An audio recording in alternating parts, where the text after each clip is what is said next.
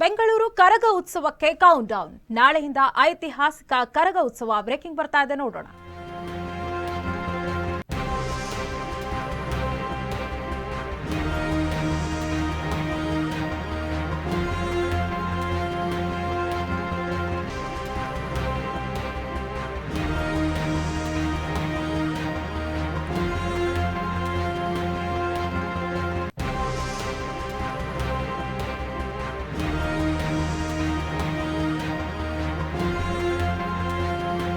ಬೆಂಗಳೂರು ಕರಗ ಉತ್ಸವಕ್ಕೆ count down ಶುರುವಾಗಿದೆ. ನಾಳೆಯಿಂದ ಐತಿಹಾಸಿಕ ಕರಗ ಉತ್ಸವ.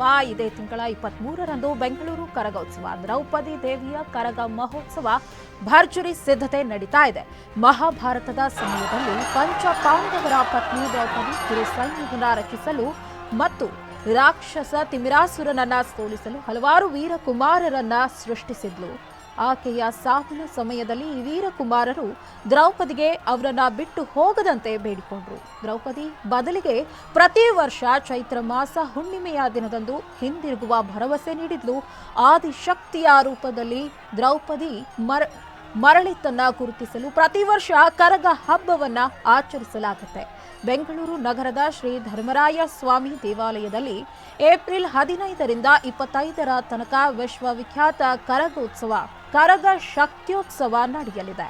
ಇದು ಶ್ರೀ ದ್ರೌಪದಿ ದೇವಿ ಕರಗ ಶಕ್ತ್ಯೋತ್ಸವ ಮತ್ತು ಶ್ರೀ ಧರ್ಮರಾಯ ಸ್ವಾಮಿ ಮಹಾರಥೋತ್ಸವವಾಗಿದ್ದು, ವಹಿನಿಕುಲ ಕ್ಷತ್ರಿಯ ಜನಾಂಗದವರ ದೇವರ ವಿಶೇಷ ವಾರ್ಷಿಕ ಉತ್ಸವವಾಗಿದೆ. ಇದಾಗಿತ್ತು ಈ ಹೊತ್ತಿನ ಸುದ್ದಿ. ಇನ್ನಷ್ಟು ಸುದ್ದಿಗಳಿಗಾಗಿ ನೋಡ್ತಾ ಇರಿ ಅಶ್ವವೇಗ ನ್ಯೂಸ್. ಇದು ಸತ್ಯಾನ್ವೇಷಣೆಯ ಓಟದಲ್ಲಿ.